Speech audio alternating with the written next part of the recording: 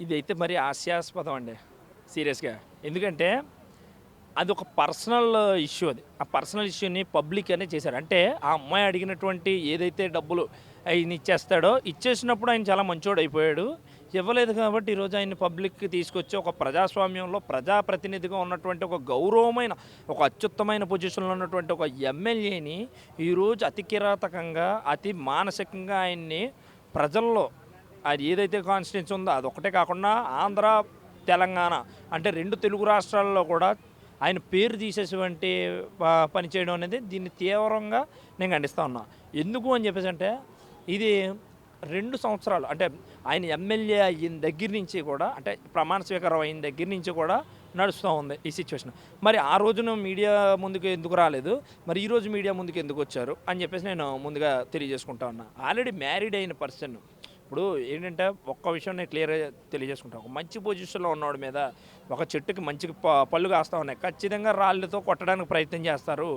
అందులో ఎంతవరకు వాస్తవం ఉందో, ఎంతవరకు అవాస్తవం ఉందో కూడా ఖచ్చితంగా పరిశీలించాల్సిన బాధ్యత ప్రభుత్వానికే ఉంది. అంతేకాకుండా ఈ మహిళా చట్టం అని చెప్పేసి మన మహిళల మీద కించపరిచే విధంగా సో, అట్లాంటి చర్యలు ఏమైనా చేస్తే ఖచ్చితంగా యాక్షన్ తీసుకోవాలి. అంతేగాని లేనిపోని అబాండాలేసి ఈయన మీద ఇట్లాంటి చర్యలు చేయడం అనేది అది అంతవరకు కూడా కరెక్ట్ కాదు. బ్యాట్ చేయాలి అని చెప్పేసి ఫిక్స్ అయినప్పుడు ఎన్ని మాట్లాడినా మాట్లాడతారు. ఆ? ఆయన ఖచ్చితంగా బ్రదర్ ఒక విషయం నేను మీడియాకే కాదు ప్రతి ఒక్కరికి కూడా నేను చిన్న విషయంలో తెలియజేసుకుంటా ఉన్నా. ఒక ఒక మగవాడు అంటే ఒక ఒక పర్సన్ ఒక మేల్ ఎవరైతే ఫీమేల్ ఉందో రెచ్చగొట్టే పరిస్థితి ఉన్నప్పుడు ఏ మగాడైనా సరే ఖచ్చితంగా కొన్ని వాళ్ళు చేసేటువంటి ప్రయత్నాల వల్ల అదుపు తప్పే పరిస్థితి ఉంది.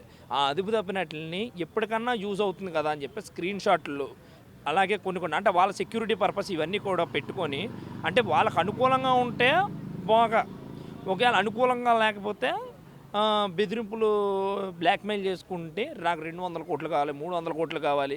ఒకవేళ మీరు ఇవ్వలేని పక్షాన్ని మీరు తల్లిని అలాగే చూస్తారు, వాళ్ళ చెల్లిని అలాగే చూస్తారని చెప్పి లేనిపోని అబాండాలేయడం అనేది అది తీవ్రమైన చర్య అది. అది కరెక్ట్ పద్ధతి అయితే కాదు. ఎందుకంటే మహిళలకి ఒక స్వేచ్ఛ, స్వాతంత్రం అనేది ఈరోజు ఆంధ్రప్రదేశ్ రాష్ట్రంలో గానీ, తెలంగాణ ఈవెన్ ఇండియాలో కేంద్ర ప్రభుత్వం అనేది ఇచ్చింది.